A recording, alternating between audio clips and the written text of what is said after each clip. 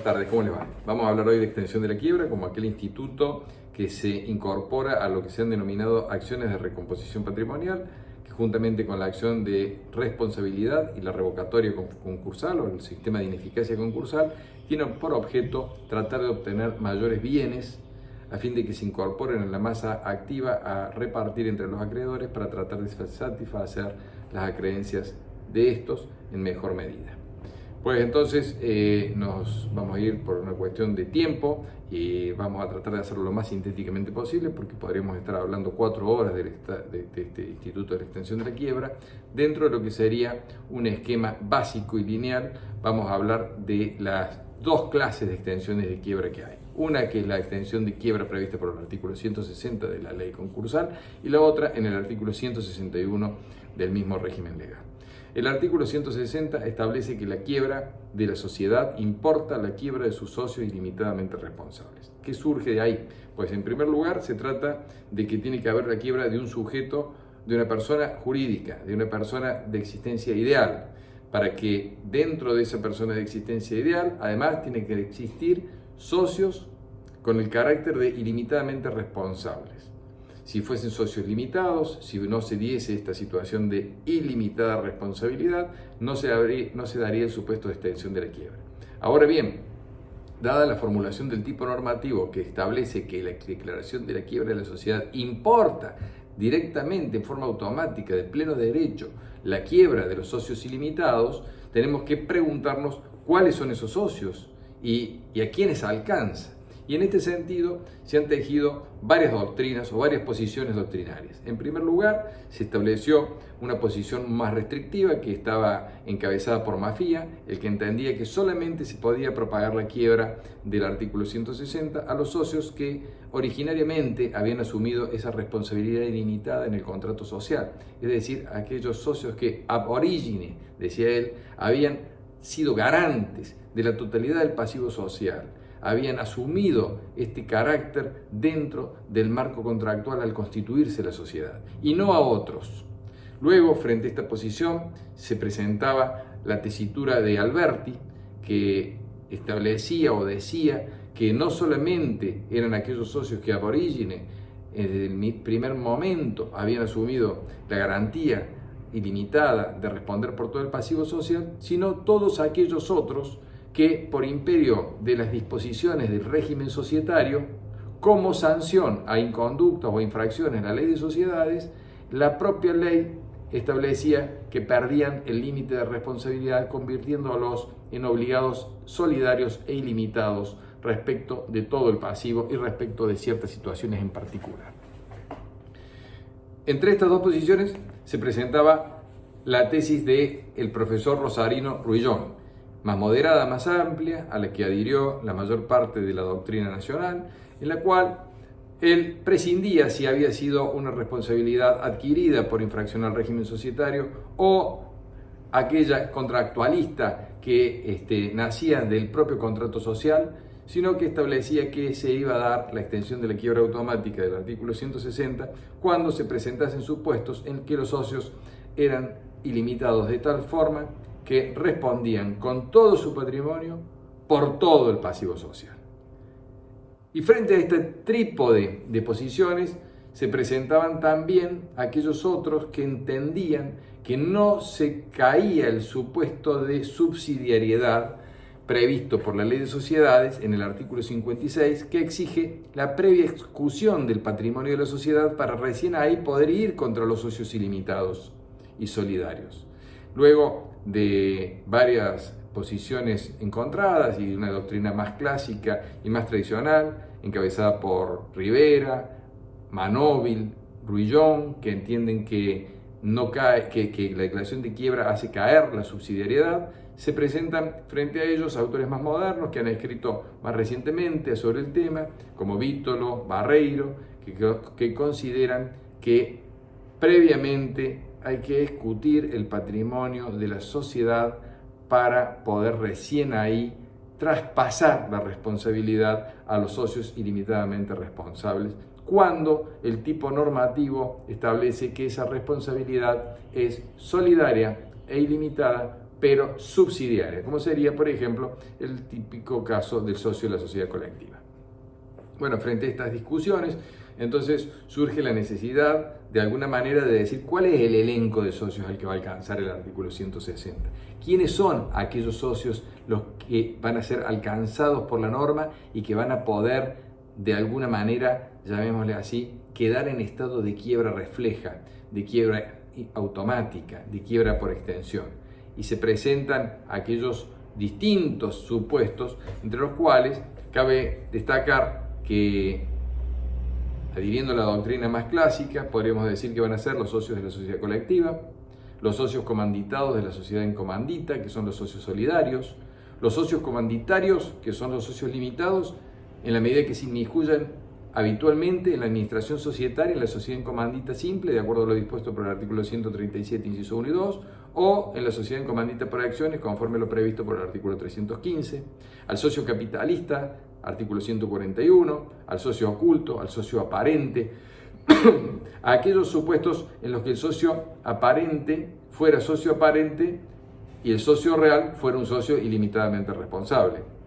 o en aquellas otras hipótesis en las cuales se ha producido la causal disolutoria prevista por el artículo 99, como en el caso del plazo vencido y que la sociedad sigue actuando y los socios siguen operando, la sociedad realizando actos societarios, y la sociedad originariamente tenía un régimen de limitación de responsabilidad, como podría ser una sociedad responsable limitada, pero que al haber vencido el plazo de duración previsto en el contrato inicial y haber continuado como si esto no hubiese sucedido, quedan los socios solidarios y limitadamente responsables, como lo que eran antes de la reforma de la ley 26.994, los socios irregulares o los socios de hecho. También no hay ninguna duda que se les va a extender la quiebra a los socios de sociedades nulas, a aquellos socios de sociedades con objeto ilícito, artículo 18 de la Ley General de Sociedades, o socios de mala fe en las sociedades de objeto lícito pero actividad ilícita, es decir, aquel socio que a sabiendas y con conocimiento de integrar una sociedad que tenía objeto lícito permitía o consentía que realizaba actividad ilícita. Los socios de sociedades de objeto prohibido, en razón del tipo artículo 20 de la Ley General de Sociedades, los socios de la sociedad en formación, que en lugar de limitarse a realizar los actos necesarios para la constitución de la inscripción del contrato social, han comenzado a realizar actos de comercio propios de la sociedad, y los socios de la sociedad transformada, cuando originariamente tenían responsabilidad ilimitada de acuerdo a lo que establece el artículo 75 de la Ley General de Sociedades. Ahora, la pregunta más importante, más trascendente, se presenta a partir de la reforma de la Ley 26.994, que unifica el Código Civil y Comercial y que produce sensibles modificaciones en el régimen societario, con los socios de las sociedades de la sección cuarta, porque en el régimen anterior los socios de las sociedades irregulares o de las sociedades de hecho eran solidarias e ilimitadamente responsables en forma directa. Es decir, que declarada la quiebra de una sociedad de hecho o de una sociedad regular en el régimen anterior, estos socios automáticamente, en el mismo instante y con simultaneidad a la declaración de la quiebra de la sociedad, se les propagaba el estado de quiebra. Pero ahora el sistema ha cambiado radicalmente. Fíjense ustedes que hoy solamente se daría esta situación a los socios de la sección cuarta que en esos casos en que esos socios hubiesen pactado en el contrato social su responsabilidad solidaria y limitada por todas las obligaciones sociales, pero no respecto de aquellos que no lo hubiesen pactado, porque en los que no se hubiese pactado jugaría el régimen de responsabilidad mancomunada que prevé la sección cuarta. El régimen de responsabilidad mancomunada adhiere a la previsión del artículo 825 del Código Civil y Comercial de la Nación, que dice que la obligación es simplemente mancomunada, es aquella en que el crédito o la deuda se fracciona en tantas relaciones particulares independientes entre sí como acreedores o deudores haya. Las cuotas respectivas se considerarán deudas o créditos distintos los unos de los otros. De modo tal que ya no habrá una responsabilidad con todo el patrimonio por la totalidad del pasivo social, sino por una porción del mismo. Responderán ilimitadamente, sí, pero no por todo el pasivo social. Y esto es esencial entender para ver si pueden o no quedar alcanzados por una extensión del artículo 160. En el Congreso del 2015, que se celebró en Rosario, en el último Congreso de Sociedades, hubo ponencias producto de la reciente modificación del Código Civil y Comercial y los efectos que esto había producido en la Ley de Sociedades y fundamentalmente en las sociedades de sección cuarta. Y allí se destacan las ponencias de Vítolo, de Ribeiro y de una doctora Boquín, quienes con diferentes orientaciones, los primeros dos entienden que prácticamente el artículo 160 ha quedado vacío y que se va a poder aplicar la extensión de la quiebra a los socios de las sociedades nulas, prácticamente, socio oculto, socios de actividades prohibidas, socios de sociedades de objeto ilícito o socios de actividades de sociedades de actividad lícita, pero de objeto lícito pero de actividad ilícita. En realidad, a todos aquellos socios que la ley establece en los artículos 18, 19 y 20, pero no más a los socios de las sociedades irregulares o de las sociedades que no han sido constituidas conforme a los tipos previstos por la ley, porque estas hoy entran dentro de la sección cuarta, y dentro de la sección cuarta se establece el régimen de responsabilidad mancomunada. Sobre eso no hay prácticamente discusión, excepto la posición, como les decía, de la doctora Boquín, quien entiende que la ley establece como requisito de extensión que haya un socio ilimitadamente responsable, y ella considera que los socios de la sección cuarta van a responder ilimitadamente con todo su patrimonio, sin límite alguno, por la porción que deben responder. Cuestión que creemos que merece un análisis mayor ajuste, porque lo que se ha querido es propagar el estado de quiebra, aquel que la ley o el régimen jurídico argentino entiende como responsable por todo el pasivo social, pero no por una porción de él.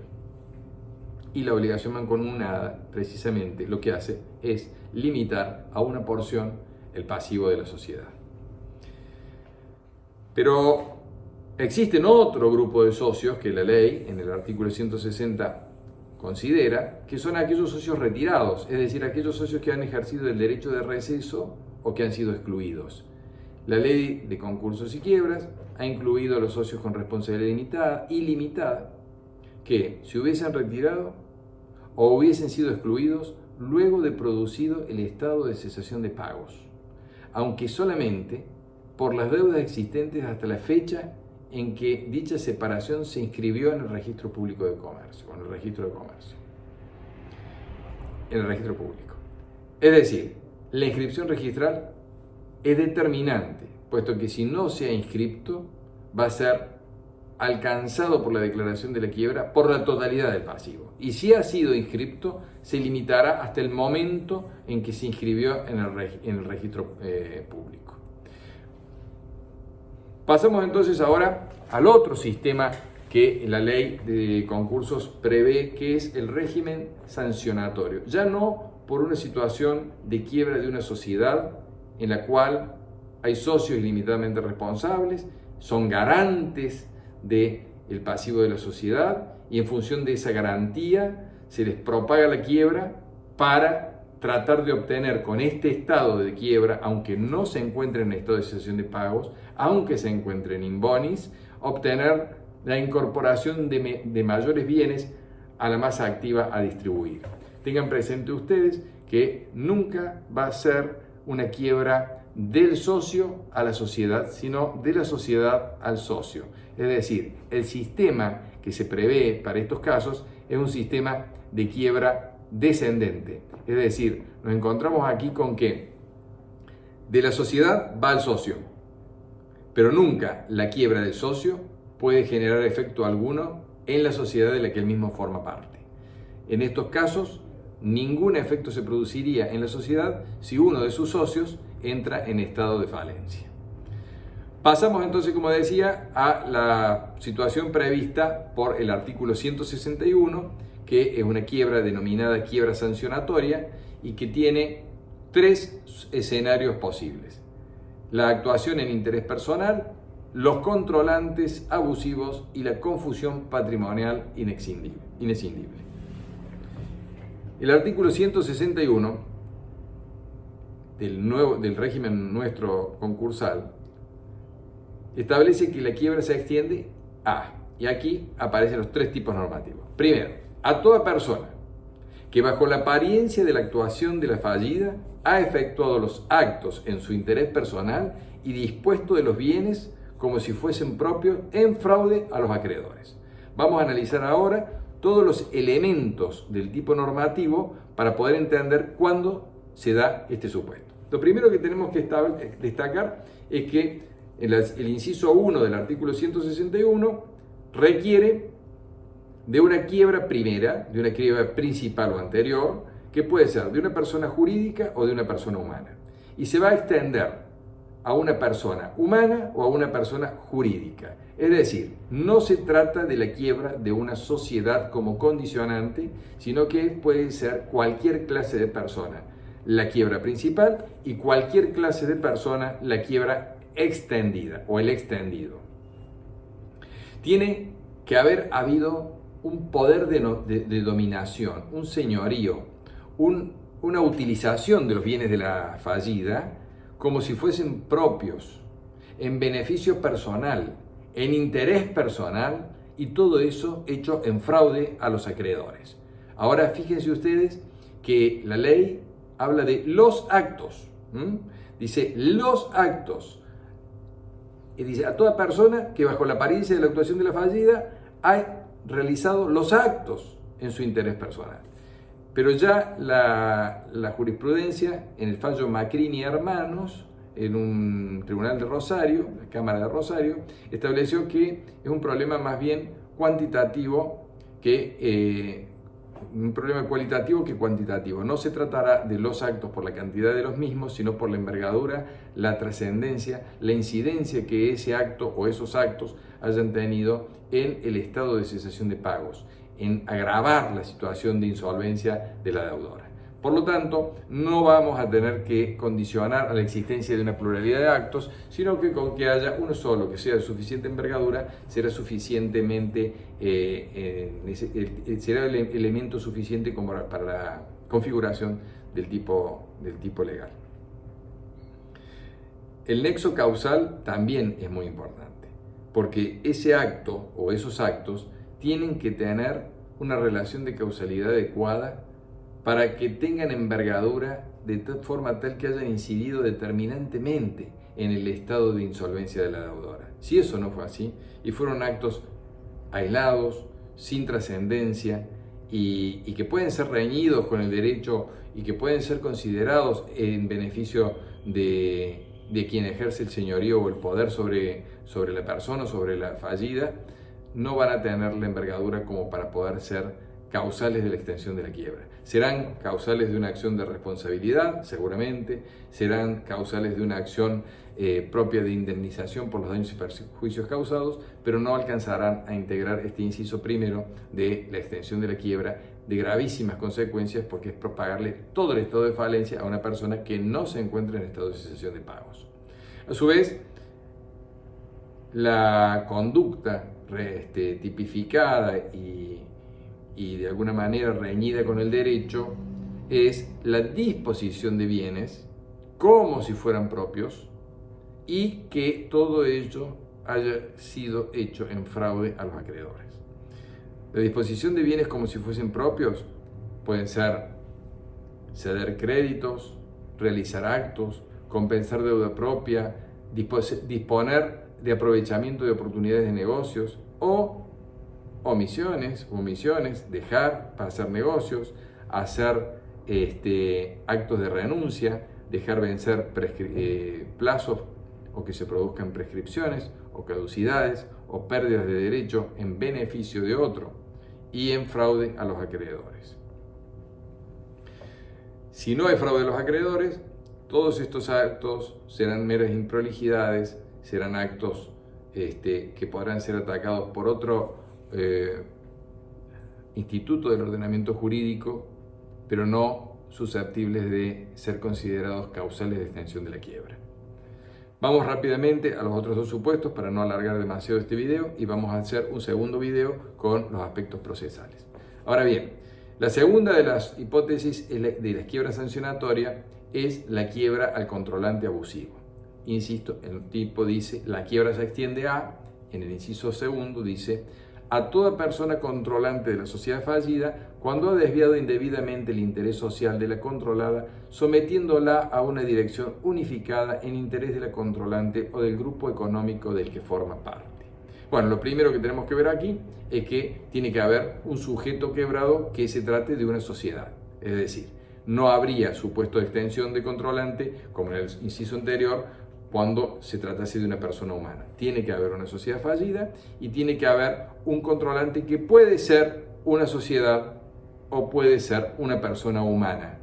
o puede ser un conjunto de personas que hayan realizado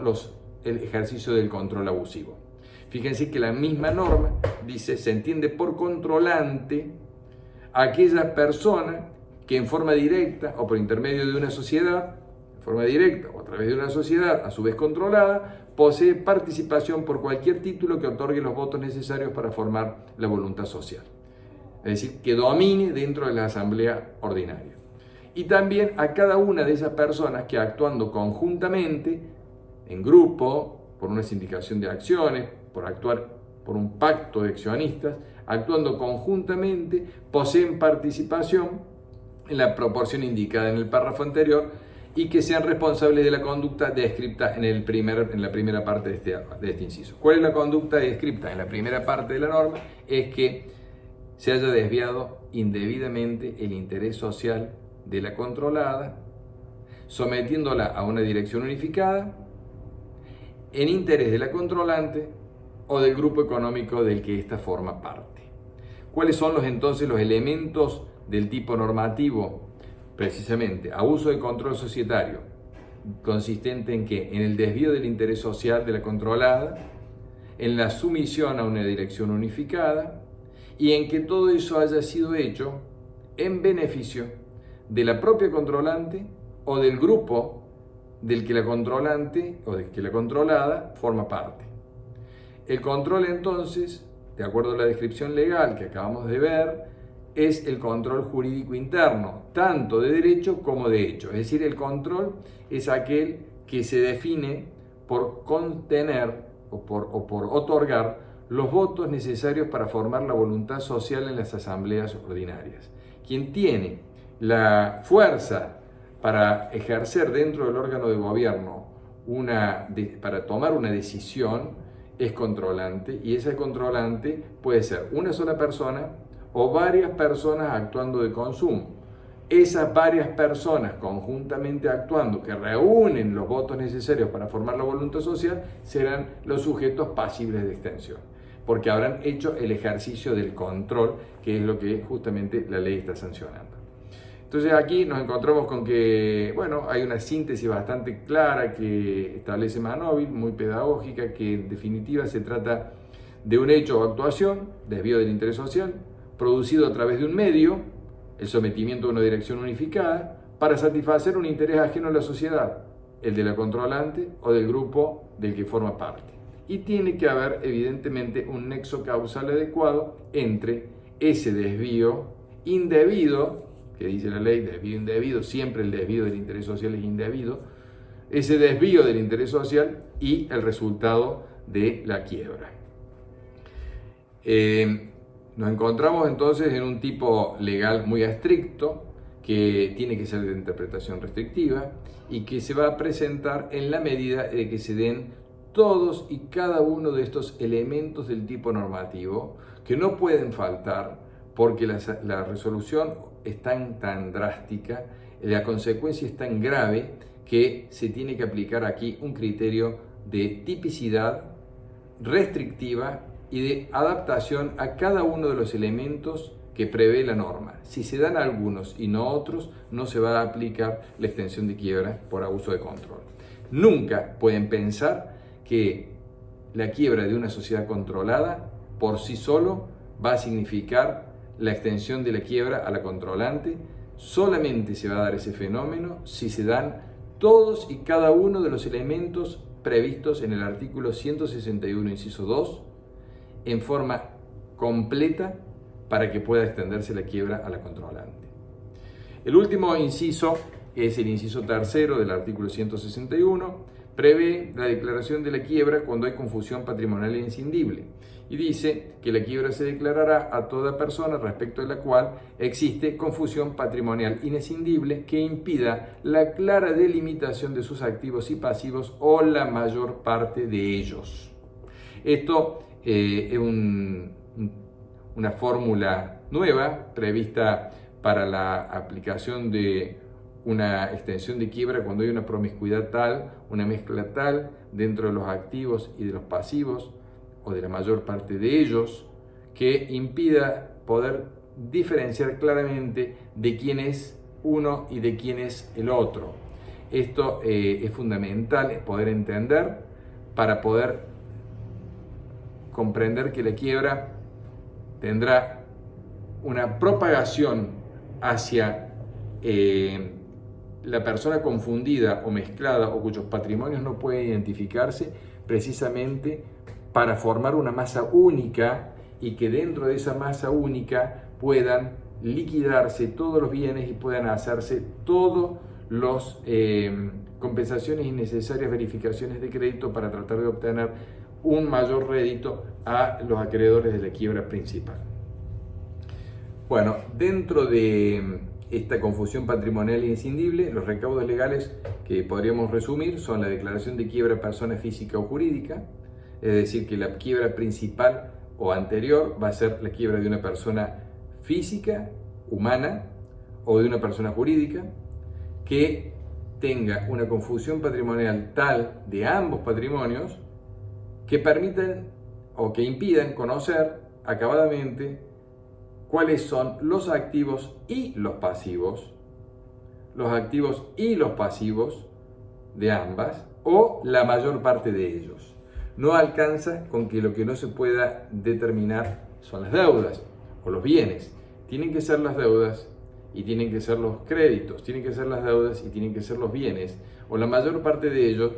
expresión laxa que ha generado gran confusión en la doctrina por no tener una clara precisión de qué quiere decir la mayor parte de ellos. Si la mitad más uno, si un poco más de la mitad, si más cerca del todo, en fin, es algo que no se ha podido precisar claramente. Esta confusión, entonces, al tener la conjunción y, requiere que no solamente se esté hablando de una confusión de deudas, no solamente se esté hablando de una confusión de activos, sino de ambos. Y que luego de esa situación de irregularidad, de mezcla inescindible, de promiscuidad tal patrimonial,